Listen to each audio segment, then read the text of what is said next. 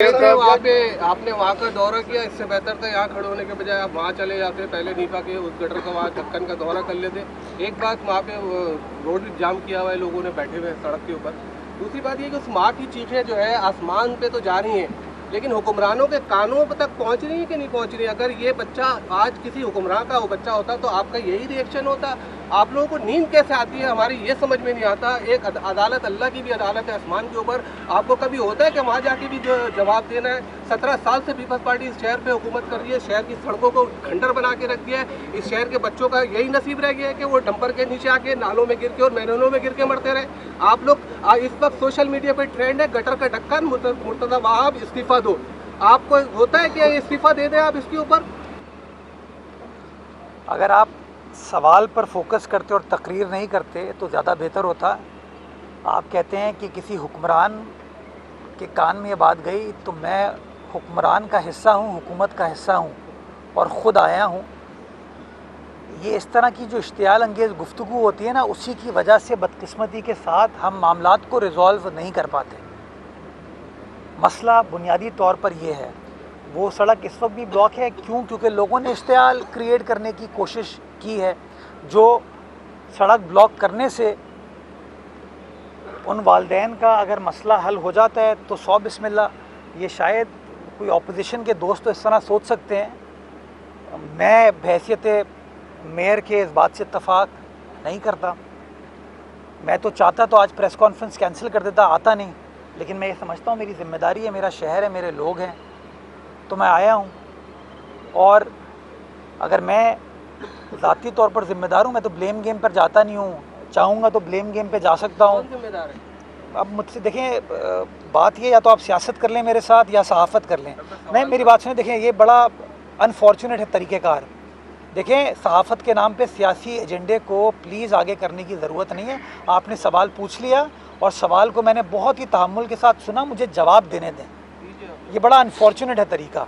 जिम्मेदार कौन है, मैं तो ये पूछ रहा था। अभी बहुत सारी चीज़ें, इसकी फैक्ट फाइंडिंग हो जाए, इसका जवाब आपको मिल जाएगा। मैं तमाम बातें आपको बता दी, तो ये बड़ा अनफॉर्चुनेट है। बाकी ऊपर वाले को जवाब मुझे भी देना है, आपको भी देना है, हम सबको देना है। अच्छा और मैं जवाब दूं, मैं इन चीज़ों से मैं ऊपर वाले के सामने जवाब दूं, आपके सामने भी जवाब दूं, अवाम के सामने भी जवाब दूं। ये तरीक़ाकार दुरुस्त नहीं है।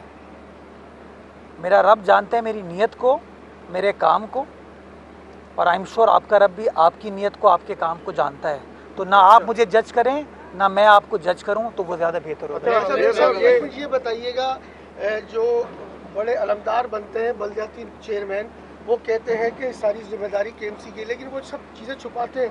कल रात जब मीडिया ने हक़ाइक़ बयान किए तो एक सियासी जमात के कारकुन बाहर निकले और उन्होंने मीडिया पर तशद्दुद किया, हमला किया। इस तरह के वाक़यात को क्या समझते हैं कि जमात इस्लामी के चेयरमैन अपनी कारकर्दगी छुपा लेंगे? इस तरह के वाक़यात गली मोहल्लों में सबसे ज़्यादा होते हैं।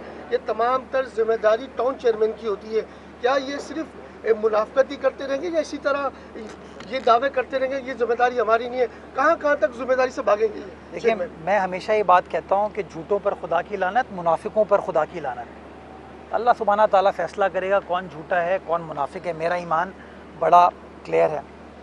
मैं कल दोपहर को वहाँ पे हमारा K4 ऑगमेंटेशन का काम चल रहा है, उसी सर्विस लेन पे आगे उर्दू साइंस कॉलेज के पास। मैं कल दोपहर को वहाँ पर गालिबन कोई 2 सवा 2 बजे मौजूद था, और वहाँ से जो जमात इस्लामी के इलेक्टेड काउंसलर हैं वो मेरे साथ थे। मैं उनको नहीं जानता, उन्होंने आके मुझसे अपना तारुफ़ कराया और उन्होंने तारीफ़ की कि अमला बहुत अच्छा काम कर रहा है। उन्होंने मुझे एक बार भी ये नहीं कहा कि मेयर साहब ज़रा वो पीछे जो है ना, एक गली पीछे ये इस तरह की चीज़ें, इसको ज़रा आप देख लें। क्या पता उनको भी ना पता हो, क्या पता उस वक्त तक वो जगह खुली ना हो, मुझे नहीं पता। तो हम जो है ना, अनफॉर्चुनेटली जब इस तरह का कोई वाक़या होता है, हम इल्ज़ाम तराशी की तरफ चले जाते हैं, बयानबाजी की तरफ चले जाते हैं। मैं कल देख रहा था, किसी एक साहब ने कहा हम अपनी मदद काम करें, एक दूसरी सियासी जमात ने कहा हम अपनी मदद काम करें। वो बाबा, ये अगर एक इंसानी अलमिया है, इसके अंदर हमको ये सियासत करना ज़रूरी है? एक साहब को मैं देख रहा था जिन्होंने कहा, और मैं देख रहा हूँ इल्ज़ामात लगते हैं, वो आज से 4-5 रोज़ पहले वहाँ पे बगी राइड कर रहे थे उसी जगह पे। सो अनफॉर्चुनेट है ये तमाम चीज़। इसकी मैं दो चीज़ों की आपको यकीन दहानी कराता हूँ। अभी हम रेस्क्यू से निकल आए। एक तो इसकी इंक्वायरी मैं कराऊंगा कि कैसे शहर के बीचों बीच एक जगह जिसके बिल्कुल वो एक डिपार्टमेंटल स्टोर इतना बड़ा जिसमें हज़ारों की तादाद में लोग डेली जाते हैं, उसके बराबर में एक बहुत बड़ा हॉस्पिटल है हमारा, उस जगह ये चीज़ कितने दिन से खुली हुई थी या उस वक्त खुली या खोली गई, इसको चेक किया जाएगा। अगर सरकार की तरफ से कोई भी लापरवाही हुई, ये मैं आपको इस बात की यकीन दहानी कराता हूँ कि कार्रवाई हम करेंगे। मैं वहाँ के जो इलेक्टेड यूसी चेयरमैन हैं चेक करूँगा क्या उन्होंने किसी के साथ रब्ता किया कि भाई मैनहोल कवर नहीं है। 15-15 लाख रुपए महीना उन यूसी चेयरमैनों को अगर मिलता है तो वो किस पर्पस, 12 लाख रुपए अगर मिलता है तो वो किस पर्पस के लिए मिलता है? क्या ये कहते हैं 500-600 रुपए का, 1000 रुपए का ढक्कन ये लोग नहीं लगा सकते? ये बड़ा अनफॉर्चुनेट है। मैं सियासी बयानबाजी से गुरेज करूंगा इस वक्त, लेकिन मैं ये आपको बताना चाहूँगा कि वंस एंड फॉर ऑल हमें ये तहैया करना पड़ेगा कि क्या हम यही मुनाफिकत के साथ इल्ज़ाम तराशी पर फोकस करेंगे या एक्चुअली लोगों के मसाइल हल करने की कोशिश करेंगे। मेयर साहब ये बताइएगा कि इससे पहले भी बहुत सारे बच्चे जो है वो इस इंडियन होल्स में गए हैं, इंक्वायरियाँ पत्नी हुई नहीं हुई वो आपको पता होगा। उसी एक इंक्वायरी का बता देंगे कि वाकई शफाफ हुई और उसको सज़ा मिली। और दूसरा कि आप जो अभी कह रहे हैं कि इंक्वायरी होगी तो ये कितने दिन में मुकम्मल हो जाएगी और कितने दिन में फैक्ट एंड फाइंडिंग रिपोर्ट आपके हाथ में होगी? अभी भाई ने सवाल पूछा था ना, सड़क ब्लॉक की हुई है। इस वक्त डीसी साहब वहाँ पर मौजूद है और मेरे ख्याल में अगले आधे घंटे में सड़क खोल दी जाएगी। हक़ाइक़ को जानने के लिए उस जगह को देखने की ज़रूरत है और जिस तरह इस वक्त लोगों के अंदर एक इश्तिहाल है और राइटफुली सो तकलीफ़ में है, ख़ानदान से ज़्यादा मेरे ख्याल में वो सियासी पुष्पनाई करने वाले लोग जो है ना उसको इस्तेमाल करने की कोशिश करें। तो जैसे ही चीज़ें क्लियर होती, रेस्क्यू से बाहर निकलते हैं तो इंशाल्लाह इसको इंक्वायर भी करेंगे और जो करार वाक़ई सज़ा बनती है वो इंशाल्लाह दी जाएगी। अच्छा सर ये बता दीजिएगा, मेरा सवाल है। जी अमित भाई सर मेरे दो सवाल है। एक तो आपने देखा होगा इमरान खान साहब की बहन ने जो है, आप बिलावल भुट्टो के तर्जमान भी हैं, तो उसने जो जिस तरह से सिंदूर 2 शुरू करने की इंडिया को अपील की है, इस पर आप क्या कहेंगे? एक मतलब हुब्बुल वतनी के ऊपर ज़र्ब लगाई गई है कि यार ये क्या हो रहा है सियासत के नाम पे जो है।